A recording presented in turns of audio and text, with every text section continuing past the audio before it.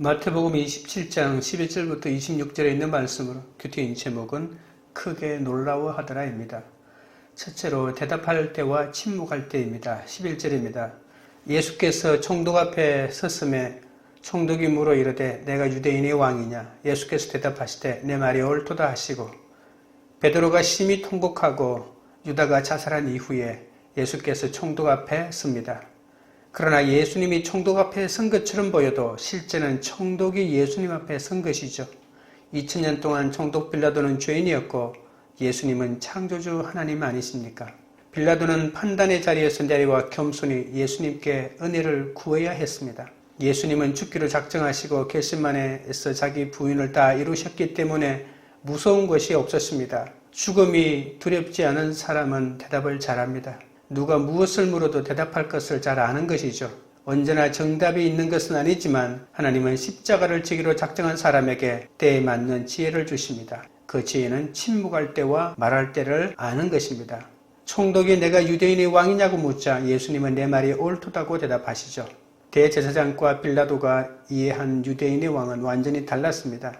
대제사장에게 유대인의 왕은 하나님의 아들 그리스도를 뜻합니다. 그러나 빌라도에게 유대인의 왕은 로마에서 독립하려는 세력의 우두머리일 뿐입니다. 빌라도는 너는 로마의 지배권과 통치권을 달라고 로마의 반기를 드는 우두머리 아니냐 이런 뜻으로 물은 것이죠. 예수님이 하신 대답은 영적인 의미로 하신 것이지만 그런데도 이 대답은 반역자로 몰려서 죽을 것을 각오하신 답변입니다. 빌라도는 다시 관정에 들어가 재판을 시작합니다. 내가 유대인의 왕이냐는 질문은 빌라도의 개인적인 판단이 아니라 유대인의 고발 내용을 그대로 전한 것이죠.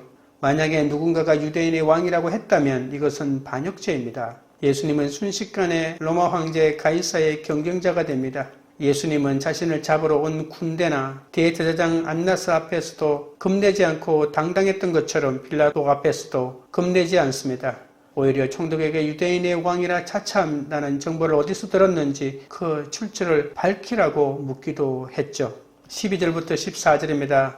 대제사장들과 장로들에게 고발을 당하되 아무 대답도 아니하시는지라. 이에 빌라도가 이르되 그들이 너를 쳐서 얼마나 많은 것으로 증언하는지 듣지 못하였느냐 하되 한마디도 대답하지 아니하시니 총독이 크게 놀라워하더라. 예수님은 대제사장들과 장로들에게 고소를 당할 때는 아무 대답도 하지 않았습니다. 예수는 강도다, 예수는 자칭 왕이다, 세금도 안 낸다는 식의 애매한 증거들을 모아서 예수님을 죽음으로 몰고 갔지만 그들은 이미 예수님이 죄가 없음을 알고 있었습니다. 그래서 그들에게는 대답할 필요가 없었던 것이죠. 빌라도는 무리가 고발한 세 가지 제목 가운데 자칭 왕이라는 내용에 관심을 보입니다. 다른 두 가지 내용은 사실상 문제가 안 되지만 세 번째는 반역죄로 인정될 수 있기 때문입니다. 빌라도는 도대체 내가 무엇을 하였기에 내 조국과 모든 유대인이 늘 죽이려 하느냐고 묻는 것입니다. 하나님은 지금도 인간을 향하여 순간마다 내가 무엇을 하고 있느냐고 묻고 계십니다. 내가 아무리 오래 믿고 교회 직분을 가지고 많은 성경 지식을 가지고 있어도 내 신앙이 참된 것인지 아닌지는 내가 지금 무엇을 하고 있느냐로 드러납니다. 내가 지금 하는 그것이 내 신앙의 현 주소를 보여주죠.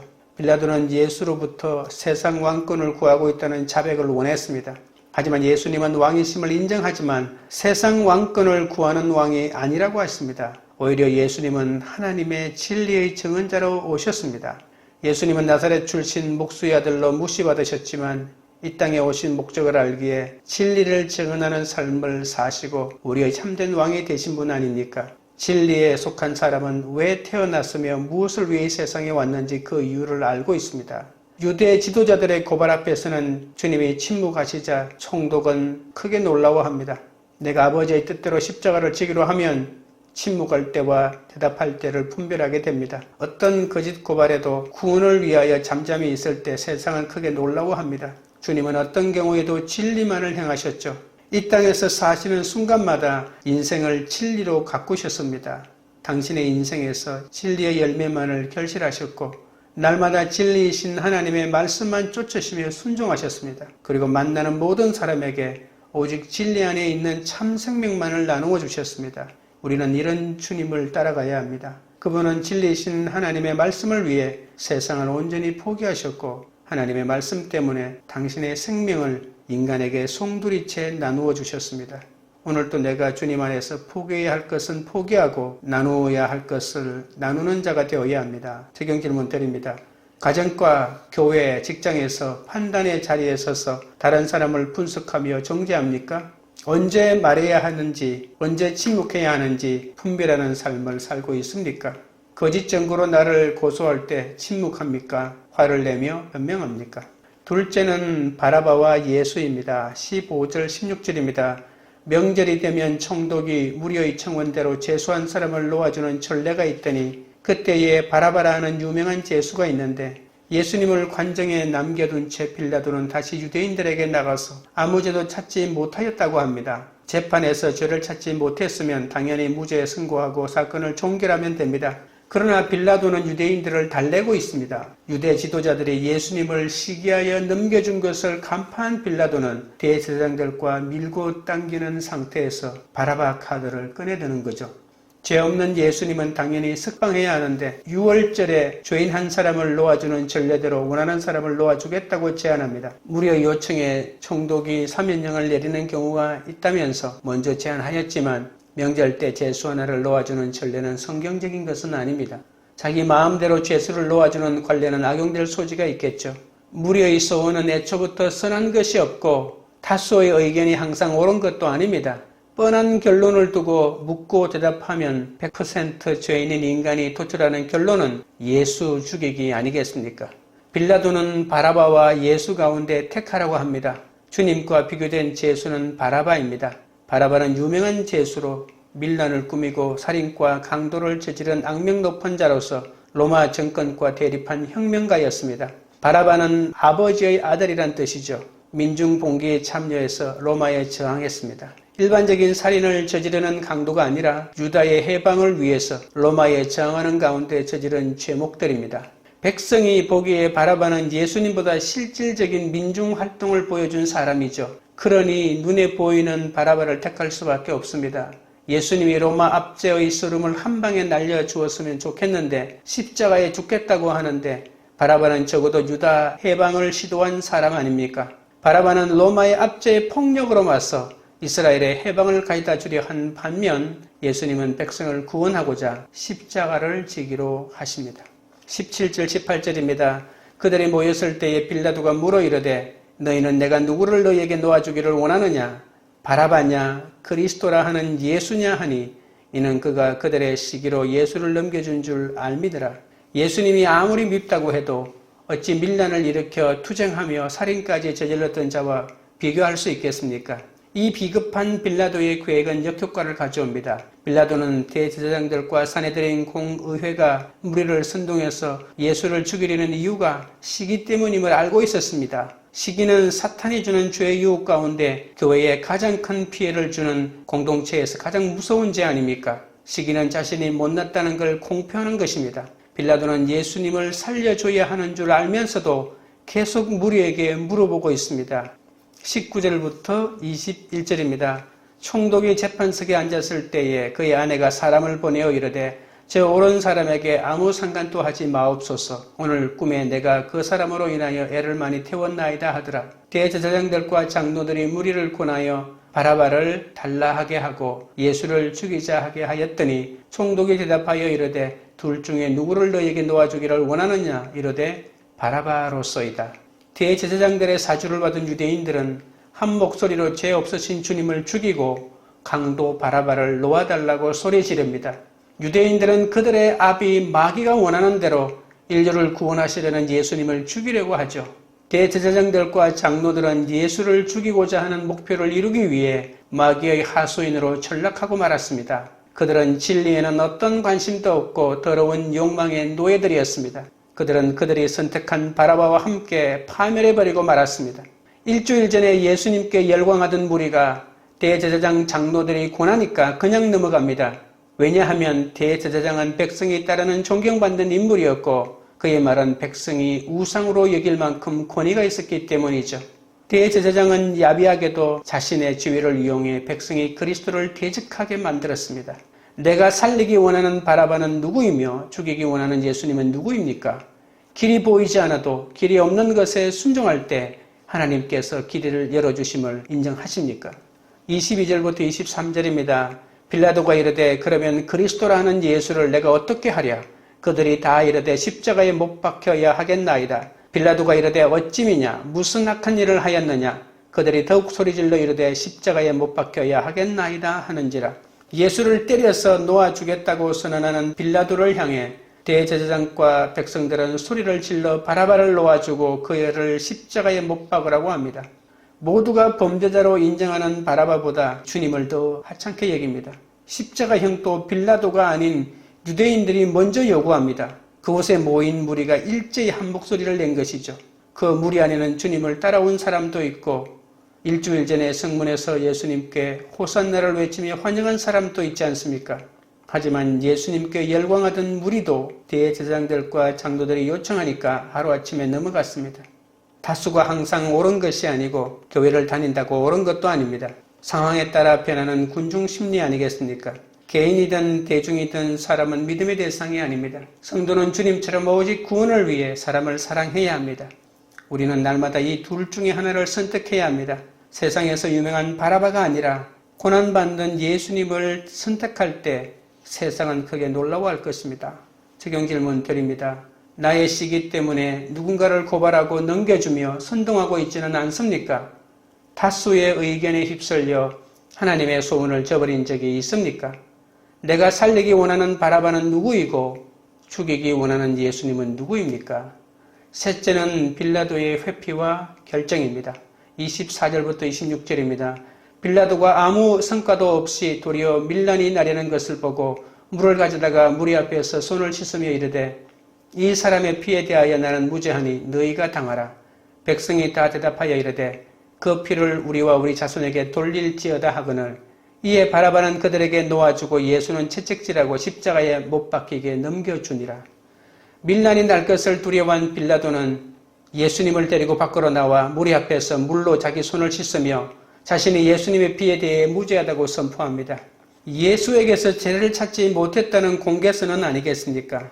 하지만 빌라도는 예수님의 죽음에 대한 최종 결정자였기 때문에 그의 죄는 성경과 사도신경에 영원히 기록되었습니다. 예수님은 가시관을 쓰고 자색 옷을 입은 온갖 조롱을 당한 눈으로 볼 수 없는 비참한 모습으로 나타나십니다. 빌라도는 그런 몰골을 보이면 무리가 만족하고 석방하는 데 동의할 줄로 여겼죠. 그러나 이것이 끝이 아닙니다. 대제사장들과 아랫사람들은 빌라도의 술수에 넘어가지 않고 오히려 십자가에 못 박으라고 소리쳤습니다. 빌라도는 예수님을 직접 신문하고 아무 죄가 없다는 것을 알았고 그렇게 무죄 선고했음에도 예수님을 놓아주지 못합니다. 로마 황실은 물론 다른 신하들과 지역 주민들의 평판을 모두 신경 써야 하는 빌라도는 불필요한 문제를 일으키고 싶지 않았습니다. 그래서 아무 죄가 없는 갈릴리 출신 청년을 처형하는 일을 허락하지 않고자 무단히 예를 썼습니다. 하나가 되어 큰 소리로 요구하는 백성의 뜻을 꺾지 못하고 결국 예수님을 그들에게 넘겨줍니다. 예수님을 고소한 자들은 유대인들이지만 무죄한 사람을 십자가 처형에 넘긴 것은 빌라도의 책임입니다. 물어보지 말아야 할 것을 빌라도는 자꾸 물어보았습니다. 무리하고 의논해야 다수의 소원은 뻔합니다. 우리는 하나님의 뜻을 죽이고 사람의 뜻을 살리라고 외칩니다. 바라바를 살리고 예수님을 죽이라고 외치는 것과 같은 것이죠. 하나님의 소원은 관심도 없고 내 소원을 이루겠다고 악을 씁니다. 유대인들은 자손 대대의 형벌도 감당하면서까지 예수를 죽이고 싶어합니다. 수천 대의 자손에게 저주가 임해도 이 잔인한 일을 하겠다고 하는 유대인들은 영혼이 완전히 병들었죠. 하나님이 택하신 약속의 민족이 예수님을 죽이는 데 앞장서고 있습니다. 눈앞의 이익을 위해 바라바를 택하는 것이 우리와 우리 자손에게 형벌에 이르게 하는 것임을 알아야 합니다. 예수님은 초라해 보이죠. 내가 십자가 지고 적용하는 것이 초라해 보입니다. 그 초라한 것이 싫어서 오늘 내가 하는 결정이 2000년 동안 저주를 가져올 수 있음을 기억해야 합니다. 아무 죄가 없으신 주님이 이렇게 당하셨는데도 우리는 세상의 조롱을 참지 못해 억울해할 때가 많습니다. 세상은 옳고 그름을 따지면서 도덕의 가시관을 씌우고 물질의 관점에서 성공의 자식옷을 입히며 나를 조롱합니다. 예수 믿는다면서 왜 그렇게 욕심이 많아? 왜 그렇게 구질구질하게 살아? 남편의 직장은, 자녀의 대학은 왜 그래? 너를 보면 누가 예수 믿겠어라며 온갖 나의 약점을 찌릅니다. 하지만 성도는 이 모든 조롱에도 믿음으로 인내해야 합니다. 나는 누가 무엇이라고 하여도 예수님이 핏값을 주고 사신 하나님의 자녀라는 나의 정체성을 명확하게 하여야 합니다. 우리의 진면목은 초라한 겉모습에 있지 않기 때문이죠. 끔찍한 사건과 상처 속에서도 오히려 자기 죄를 보면 문제가 해결되는 겁니다. 자기 죄를 보지 않기 때문에 믿는 사람이나 안 믿는 사람이나 똑같이 싸우는 겁니다. 빌라도나 대제사장처럼 성령이 임하지 않은 사람은 나는 상관없다, 당신이 당하라고 말한다고 했잖아요. 그때 책임을 안 진다고 하면 남을 구원할 수 없습니다. 내가 반대한 일이라도 책임을 지고 끝까지 끌어안아야 되는 거죠. 어떻게 상대방만 정죄할 수 있겠습니까? 나를 돌아보면 다 치유받아야 할 죄인임을 알게 됩니다. 책임을 남에게 돌리고 내 손을 물로 씻는다고 무죄가 되지 않습니다.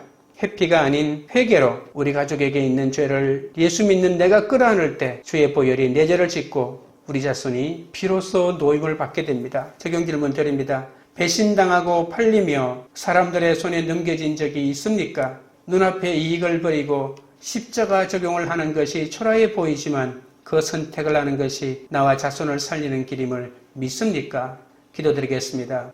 하나님 아버지, 아무 죄가 없으신 하나님의 아들이 저를 위해 빌라도 앞에 서서 고난당하고 십자가에 넘겨지신 예수님을 바라봅니다. 제가 서야 할 심판의 자리에 대신 서 주셨기에 제가 저주와 형벌에서 노예남을 받고 살아날 수 있었으니 감사합니다. 그러나 그럼에도 불구하고 저는 아직도 하나님 나라의 구원보다 이 세상의 옳고 그름의 기준으로 사람에 대한 믿음과 실망 사이를 오가고 있사오니 용서하여 주시옵소서. 날마다 당장 눈앞에 보이는 바라바를 택하느라 예수님을 죽이고 살았습니다. 하나님의 뜻을 죽이느라 날마다 바라바를 살려달라고 외치고 있었습니다. 예수님을 죽이겠다고 외치는 저를 용서하여 주시옵소서. 아무리 많은 사람이 주장해도 다수의 의견에 휩쓸려 하나님의 소원을 저버리지 않게 하시고 말씀으로 중심 잡는 한 사람이 되어 바라바냐 그리스도냐 선택 앞에서 갈등하지 않고 오직 하나님의 소원을 선택하게 하여 주옵소서.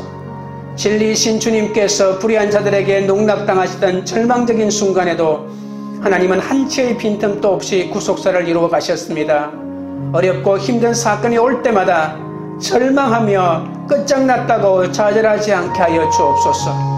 예수님을 행악자로 본 유대인들에게는 십자가가 저주와 죽음의 상징이지만 그 십자가 구원과 부활의 표징인 것을 잊지 않게 하여 주옵소서. 이제는 빌라도처럼 진리와 무관한 삶을 사느라 참으로 많은 귀한 시간을 덧없이 허비하지 않도록 붙들어 주옵소서. 가장 절망적인 상황에서도 하나님의 방법으로 하나님의 뜻을 신실하게 이루어 가심을 믿고 소망으로 주님만을 바라보게 하옵소서. 관계 우리들 교회가 다수의 의견에 휩쓸려 하나님의 소원을 저버리지 않게 하시고 욕망의 바라바가 아니라 예수님을 선택하는 공동체가 되게 하옵소서. 눈앞에 이익을 버리고 십자가 적용을 하는 것이 초라해 보이지만 그 선택을 하는 것이 나와 자손을 살리는 길임을 믿는 공동체가 되게 하옵소서. 배신당하고 팔리며 사람들의 손에 넘겨져도 나를 위해 십자가에 넘겨지신 예수님을 바라보며 위로와 소망을 얻어 세상이 크게 놀라워하는 교회가 되도록 역사하여 주시옵소서. 예수님의 이름으로 기도드리옵나이다. 아멘.